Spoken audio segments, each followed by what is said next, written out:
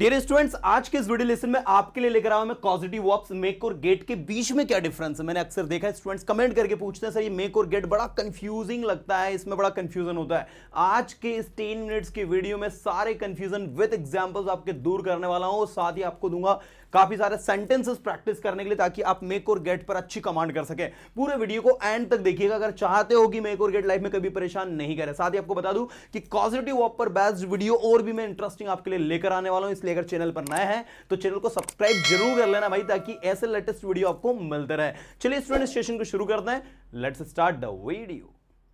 Students यहां board पर आप लोग देखें, मैंने ऑलरेडी पहले से ही आपके लिए रेडीमेड सेंटेंसेस लिखकर कुछ रखे हैं। इस ओर मैंने गेट के मेक के सेंटेंस लिखे हैं और इस ओर मैंने गेट के सेंटेंस लिखे हैं। पहले मैं आपको बता दूं कि इन दोनों का यूज आपको सही तरीके से कैसे करना है। आप जब मेक का यूज करेंगे तो आपको याद रखना है कि इसमें जो ऑब्जेक्टिव केस है वो आपका साथ में आता है, मतलब जिस व्यक्ति से जो काम आप करवाओगे वो व्यक्ति आपको यहीं पर आ जाएगा, इसी के साथ में आ जाएगा, जिसको आपको ऑब्जेक्टिव केस के बेसिस पे यूज करना। मैं अभी स्ट्रक्चर आपको लिखकर बताऊंगा। और यहां पर आप लोगों को जिस व्यक्ति से जो आप काम करवाओगे वो नहीं रहेगा, वो एब्सेंस रहेगा, मतलब उसकी कमी रहेगी। और अगर आप उसको यूज करते हैं तो आपको कैसे करना है वो भी मैं आज आपको बताऊंगा। तो सबसे पहले मैं आपको इसके बारे में बात करता हूं। इसमें लिखा है सबसे पहला सेंटेंस, मैं तुम्हें हंसाता हूं। तो यहां पर हंसने का काम कौन कर रहा है? आप कर रहे हैं। ऐसे ही मैं तुमसे इंग्लिश बुलवाता हूं, यहां पर इंग्लिश कौन बोल रहे हैं? तुम बोल रहे हो। ऑब्जेक्टिव केस है जो कि वह उससे काम करवाती है, तो यहां पर काम कौन कर रहा है? उससे कर रहा है, मतलब कि एक व्यक्ति जो है वो काम को कर रहा है। तुम हमें हमेशा रुलाते हो, तो यहां पर रोने का काम कौन कर रहा है? हम कर रहे हैं। ऐसे ही मैंने उससे पानी भरवाया, तो पानी किससे भरवाया? आपने उससे भरवाया। ऐसे ही वह हमें दौड़ा रहा है। तो यहां पर आप देखें इन सारे के सारे सेंटेंसेस के अंदर एक सिमिलर आपको दिख रहा होगा कि ऑब्जेक्टिव केस जिस व्यक्ति से आप काम करवाओगे वो आपके साथ लिखा हुआ है। तो इसका एक सिंपल सा स्ट्रक्चर होता है स्टूडेंट, जो आपको माइंड करना है। वो स्ट्रक्चर कुछ इस तरीके से होता है, subject plus make oblique makes.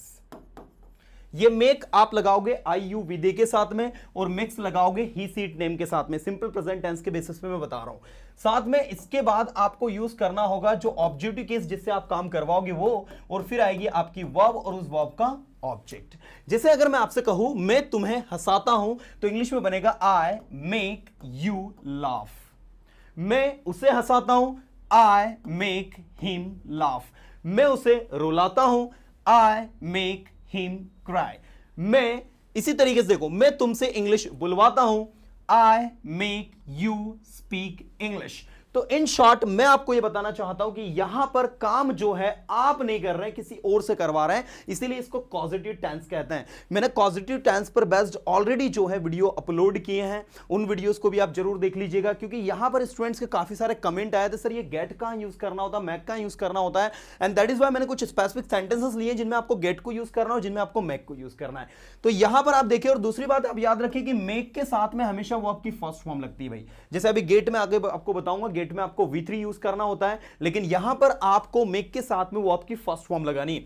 चलिए मैं आगे आपको लेकर चलता हूं। मैं तुमसे इंग्लिश बुलवाता हूं, तो I make you speak English. वह उससे काम करवाती है, तो यहां पर इसका जब आप इंग्लिश बनाओगे तो आप क्या बनाओगे? वह करवाती है, मतलब करवाने वाली कोई लड़की है, तो आप कहेंगे शी, हम इसको मिटा देते हैं, she makes him do work. बहुत ही आसान है, she makes him do work, वह उससे काम करवाती है। इसी तरीके से तुम हमें हमेशा रुलाते हो, you always make us cry. कितना आसान है। मैं उससे पानी भरवाया, मैंने उससे पानी भरवाया, तो भरवाया मतलब कौन सा टेंस हो गया? सिंपल पास्ट टेंस हो गया। तो यहां पर आप मेक और मेक्स की बजाय आपको यूज करना होगा मेड। सिंपल पास्ट टेंस में V2 लगता है, तो I made him fill water, मैंने उससे पानी भरवाया। इसी तरीके से वह हमें दौड़ा रहा है। अब देखो यहां पर दौड़ने का काम हम कर रहे हैं, लेकिन वो हमें दौड़ा रहा है, तो ही इज मेकिंग, ये कॉन्टिन्यूअस टेंस है इसलिए वर्ब में ing लगाना होगा। He is making us run, you know, he is making us run, मतलब वो होगा वह हमें दौड़ा रहा है। तो स्टूडेंट इन सारे के सारे सेंटेंसेस में आपने देखा होगा एक चीज कि भाई हमने इन सबके साथ में क्या यूज किया है, इन सबके साथ में हम लोगों ने जो है मेक और मेक्स को यूज किया, कहीं पर मेकिंग यूज किया, कहीं पर मेड यूज किया। वो डिपेंड करता है सेंटेंस की यूजेस पर। आप चाहे तो उनको 12 मॉडल्स में भी यूज कर सकते हैं। मैं आपसे इंग्लिश बुलवा सकता हूं, I can make you speak English. मैं आपसे इंग्लिश बुलवा सकता था, I could make you speak English. मैं आपसे इंग्लिश बुलवा सकूंगा, I will be able to make you speak English.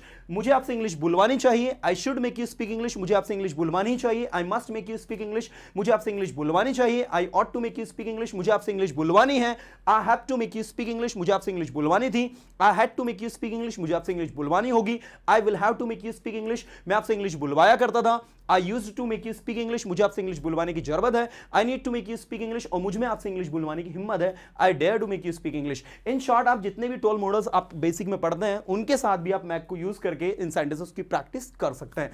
अब मैं आपको जो नेक्स्ट लेवल पर लेकर आ रहा हूं that is called the uses of get, जिसमें कि मैंने देखा है स्टूडेंट बहुत ज्यादा कंफ्यूज होते हैं कि स्टूडेंट जो है ना जब कंफ्यूज हो जाता है ना तो उसको बड़ा अजीब फील होता है, उसको लगता है कि यार मेरे बस की बात नहीं है, दूसरे लोग जो है वो इस चीज को कर लेते हैं, मुझसे ये नहीं होगा, राइट। उसके मन में काफी सारी इस तरीके की फीलिंग आ जाती है एंड दैट्स व्हाई वो फिर चीजों को लर्न नहीं कर पाता। अब देखो मैंने कहा मैं बाल कटवाता हूं, तो यहां पर आप देखिए कि आप जिससे काम करवा रहे हो ना उसके बारे में बात हो ही नहीं रही है, राइट। यहां पर आप हैं और जो काम को कर रहा है वो है ही नहीं, और अगर वो आएगा भी तो उसको कैसे यूज करना है वो आगे मैं आपको बताता हूं।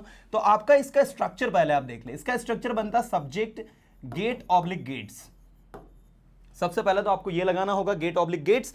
इसके बाद में आपको यहां पर प्लस यूज करने के बाद में आपको यूज करना होता है जो भी ऑब्जेक्ट है वो, ठीक है। ऑब्जेक्ट यहां पर क्या है, आपके बाल है तो बाल आएगा। उसके बाद में यहां पर V3 आता है और V3 के बाद में अगर कोई एजेंट जिससे आप काम करवाते हैं वो अगर आप लिखना चाहते हैं तो उसको आप लिखेंगे। जैसे मैं आपको बताता हूं मैं बाल कटवाता हूं तो इंग्लिश में बनेगा आई गेट हेयर कट। मैं अपने बाल कटवाता हूं, I get my hair cut, right. तो ये प्रेजेंट सिंपल टेंस का है। मैंने अपने बाल कटवाए तो I got my hair cut, मैं अपने बाल कटवाऊंगा, I will get my hair cut. तो इस तरीके से आपके सेंटेंसेस जो है बनेंगे। ऐसे देखो मैंने पंखा रिपेयर करवाया, यहां पर पंखा आपने नहीं रिपेयर किया, किसी और से रिपेयर करवाया आपने, तो आई गॉट द फैन। यहां पर अब आपको फैन के बाद में यूज करना है जो काम आपने करवाया, आई got the fan repaired, I got the fan repaired. तो यहां पर देखो इस तरीके से आपका वर्क करता है। फिर क्वेश्चन उठता है कि क्या सर यहां पर ऑब्जेक्टिव केस नहीं लगा सकते हम?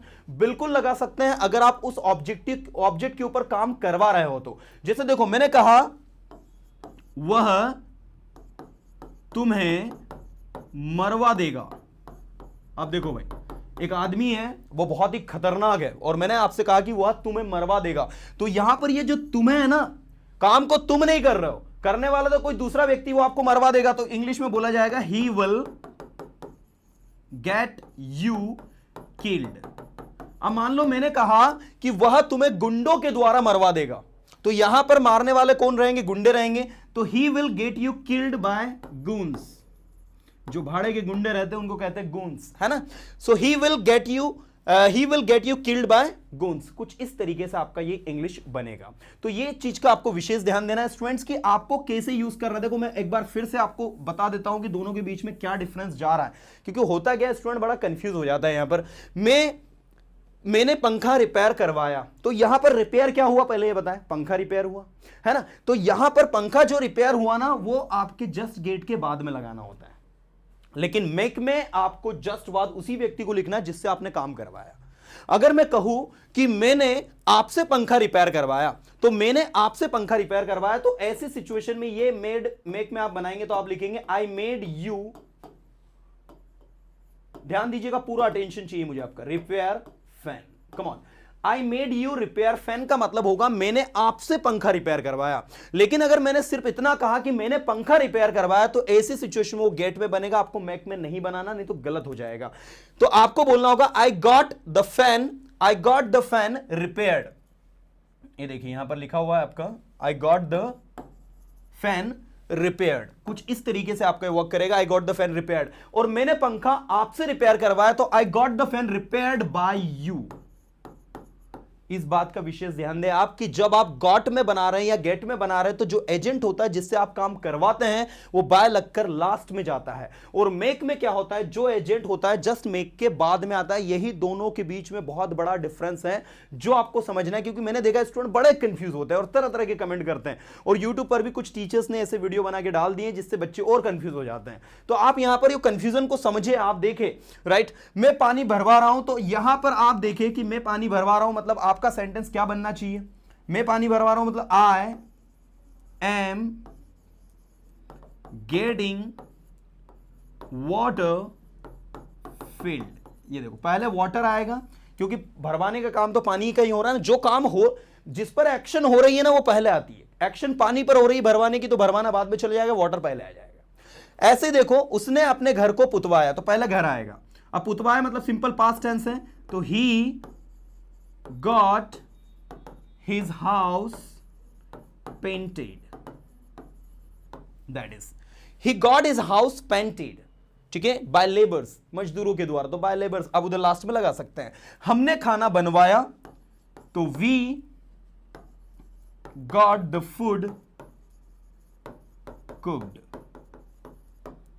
ठीक है। हमने इंग्लिश बुलवाई, we got English spoken, you know, तो इस तरीके से उसने इंग्लिश बुलवाई तो he got English spoken, right.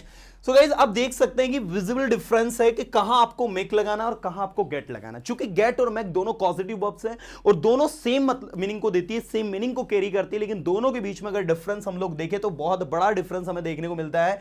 पहला मेजर डिफरेंस है कि मेक के साथ में आप लोग जो है वो वर्ब की फर्स्ट फॉर्म यूज करते हैं और गेट के साथ में आप V3 यूज करते हैं, पहला डिफरेंस। सेकंड, मेक के जस्ट बाद आपको जो एजेंट है जिससे आप काम करवा रहे हो वो जस्ट बाद में आ जाता है, और गेट में वही एजेंट आपका लास्ट में चला जाता है, क्योंकि गेट में आपको जो काम हुआ उसकी बात करनी है। जैसे अभी आपने कहा,